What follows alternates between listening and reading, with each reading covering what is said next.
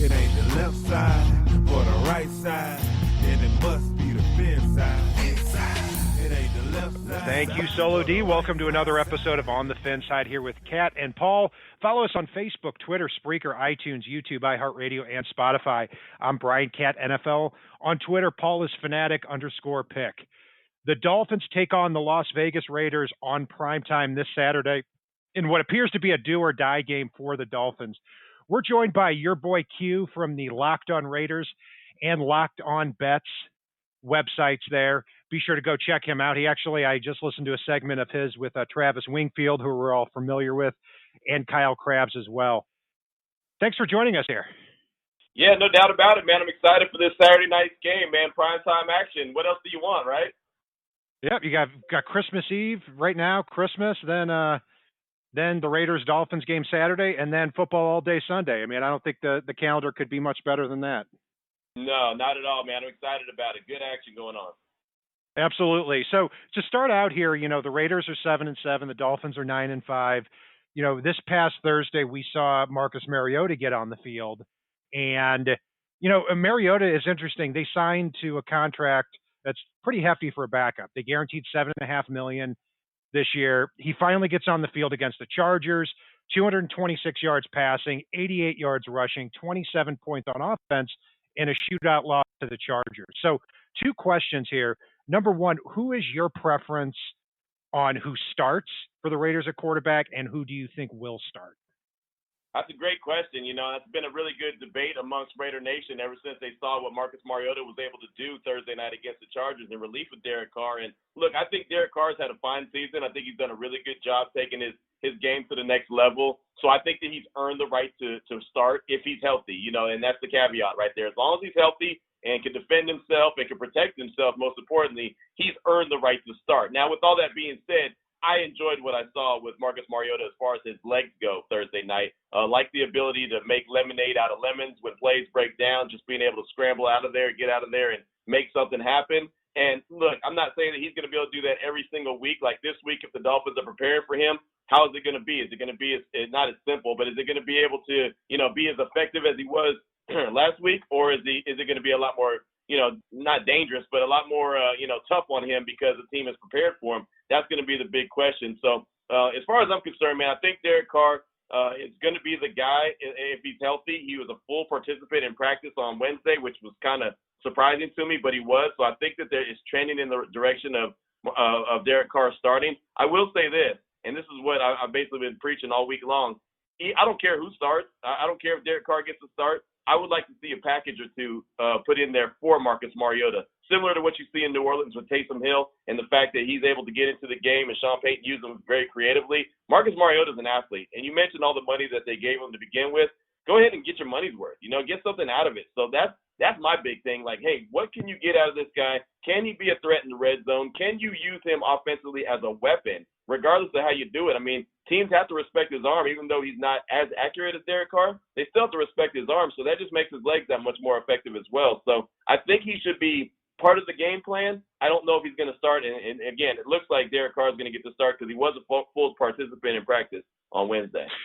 Certainly. And, Marcus Mariota, former second overall pick, ran a sub 4.6 coming out of the draft. So certainly you can design some packages for him. To go back to Derek Carr, quarterback rating of 102 on the year, 24 touchdowns, 7 interceptions. There was a time I remember, I think it was the end of the 2016 season, where I thought Derek Carr was an MVP type candidate. And this looks to be his best year since then. Do you attribute that to Carr rounding back into form, or do you attribute that a little bit more to kind of the added weapons he's had, like Nelson Aguilar and with Josh Jacobs going into his second year? I think it's a lot of different things that have led to Carr's success in 2021. I think he looked in the mirror and got his confidence back. In 2016, he was able to, and he's not, Marcus Mariota, he's not going to sit there and fly around the field with his legs. But in 2016, he would run around and he would, pick up a first down here or there. He'd move the pocket left or right here and there. He would do that. And then after he hurt himself in 2016, broke his ankle, it was almost like he was a statue back there, and he was afraid to run. He was afraid to, get out there and move. And this year, he's incorporated that into his game. Now, again, not as effective as what Marcus could do with his legs. They're just two different animals, man. You can't expect, an antelope or whatever. You can't expect like an elephant to be an antelope or whatever the saying is. Who cares? Either way, you know what I'm saying. They're not the same creature. Certainly. So that's one of the things they're definitely not. he's gotten back is his confidence, which is the most important thing. And then you mentioned those weapons. Nelson Aguilar, he's a guy I thought was going to be a cut. I didn't think he was going to make the roster. I thought he was just going to be a training camp guy because of everything you saw when he left Philadelphia. He didn't look like he had his confidence. So I thought, okay, no chance he's going to stick around. He's just going to be there as a camp body. And he's really and this may be, kind of a cause of Henry Ruggs not getting as much burn as he expected to get his rookie year. He's kind of really taken over that role and been Derek Carr's go-to guy, and had a career resurgence there with the Raiders. And so he's been a really pleasant surprise. And now he's to the point where I'm talking about, man, Raiders, go ahead and give him a contract extension. Make sure you don't let him get out the building. I mean, that's how good he's been. Darren Waller, of course, he's a constant. You know what you're going to get from him. He's a heck of a player. One of the better tight ends in the league. I would say probably top 3, top 4 tight end in the league. Obviously, George Kittle and Travis Kelce up there at the top, but he's right up there with the best of them, man. And so, there's a lot of weapons around Carr. There's a better understanding of John Gruden's offense. This is the third year he's been under John Gruden. The first time in his career he's been with the same guy for 3 years. That says something. And like I said, I think it all goes back to confidence. When you put all that together and you put it in the blender and blend it up, you have a really good season. And that's what Derek Carr has given the Raiders in 2020. Yeah, and you talked about Darren Waller on the season, 93 catches, 967 yards, 8 touchdowns. And after Kelce and Darren Waller there in the AFC West, you have to go a long, long way to find the third tight end. So Waller comes out of Georgia Tech several years ago as a wide receiver, has some problems, gets some suspensions, gets cut a few times. Now he's turned into a well-rounded tight end there with the Raiders. But go back to Henry Ruggs there. I believe what's the latest on him? Do the Raiders expect him to be back in this game? Well, Henry Ruggs, he's on the COVID-19 list right now. So I don't know. I don't think he's going to be available to play on Saturday, and that's unfortunate. He hasn't had the season that I expected. Some Raider fans will tell you that, it's okay. His speed, changes the game. It opens up for everybody else. It makes the offense that much easier for everybody else. And there's some truth to that. But they didn't draft him number 12 overall to get 23 catches and 400 yards and 2 TDs. I mean, they just didn't. They drafted him number 12 overall to be a guy that was going to get into the end zone early and often, be a weapon, be a Tyreek Hill, John Gruden's words, not mine, Tyreek Hill part of the offense, and it just hasn't come to fruition so far. Not saying he's a bust, not saying that it's he's a bad player. I think he's really good. I think he's got a lot to work on as far as getting better. I think the team needs to figure out how to use him better. I think John Gruden needs to figure out how to use him better. There's a lot that goes into it, but Henry Ruggs, I believe, is going to be a good player. We just haven't seen, and when I say we, I mean the fan base, has not seen a lot from him this season where it's like, okay, I see why you drafted him number 12 overall. Like, I get the concept behind it. I know the Raiders are trying to stretch the field with him a lot of go routes. That's not what he ran at Alabama. If you go back and watch what he did with the Crimson Tide, man, he ran a lot of slants. He ran a lot of crossing patterns. And that's not how the Raiders are using him. So they kind of got to go back to, hey, what do we like about this guy to begin with? Oh, yeah, that's right. Let's try to incorporate that into our game. So I think it's still trying to figure him out a little bit, the best way to put him in a position to succeed in the NFL. He's going to come around. I don't think he plays this Saturday, so I think that's one less weapon that the Dolphins and their extremely good secondary and safeties have to worry about. And even if Ruggs is a one-dimensional type weapon right now, that's an important dimension as a deep threat if the Raiders continue to use that, and that's something they have in their back pocket, like you alluded to. Let's look at the offensive line here. Richie Incognito was signed 2 years ago now, and I believe he's on injured reserve. And they got Trent Brown back here recently. They've got Colton Miller at the other offensive tackle spot. How has this offensive line performed for the Raiders this year? Well, it's been really good. It's been one of the bright spots of the team, really. And it's funny because you mentioned Trent Brown. For the longest, he hadn't played. I think he's only played in 3 games so far this season, maybe 4.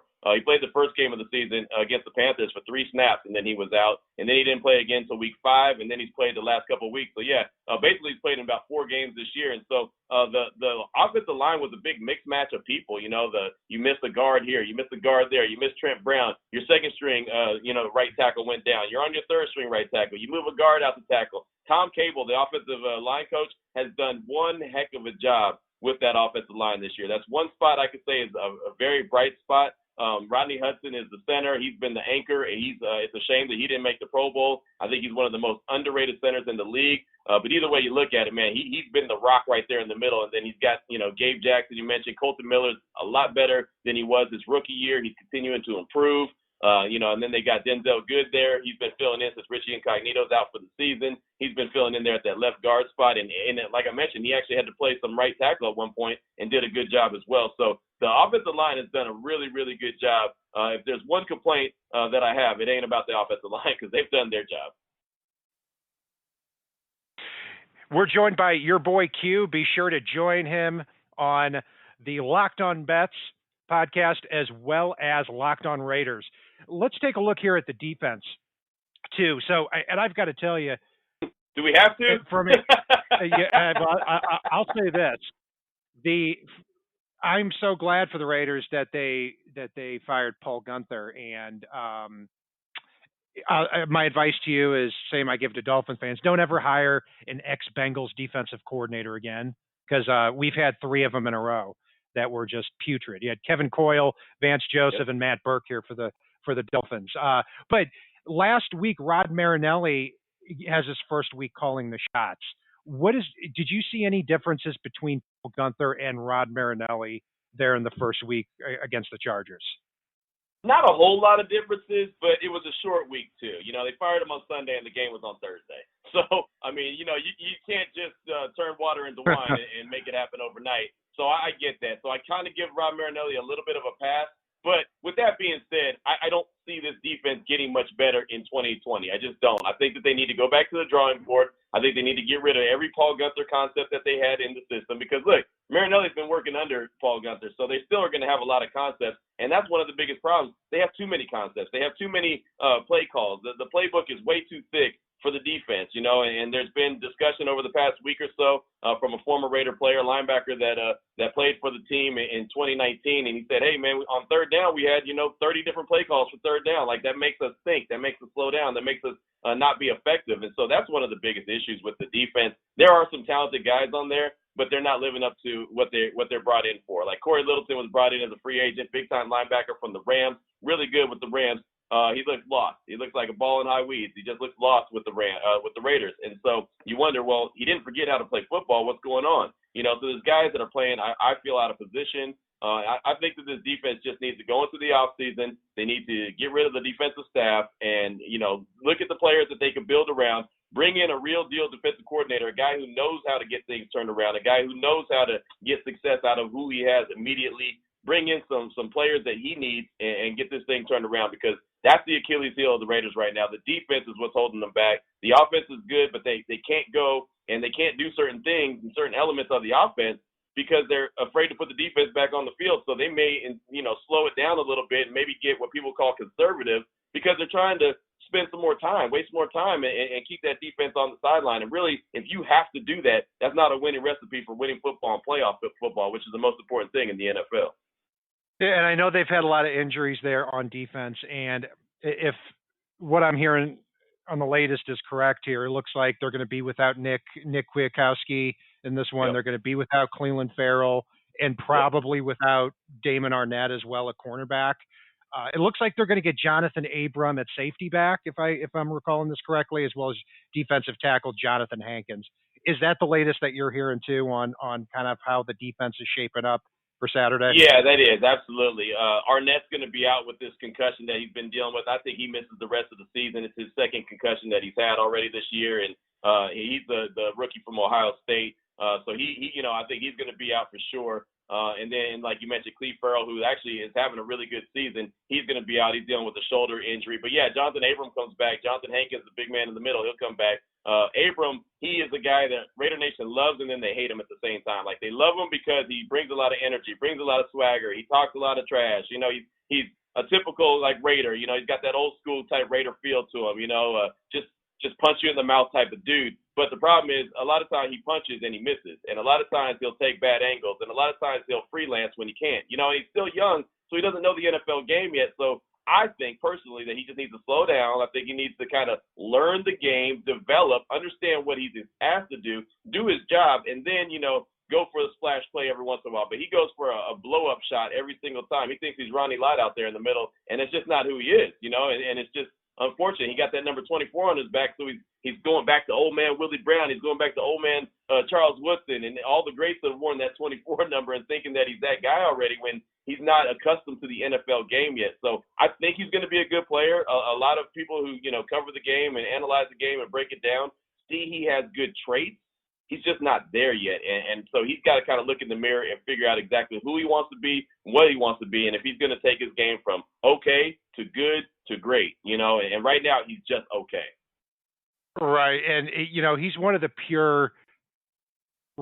remaining pure strong safeties in the NFL because so many of the safeties are these converted cornerbacks so that they can cover more of the passing game.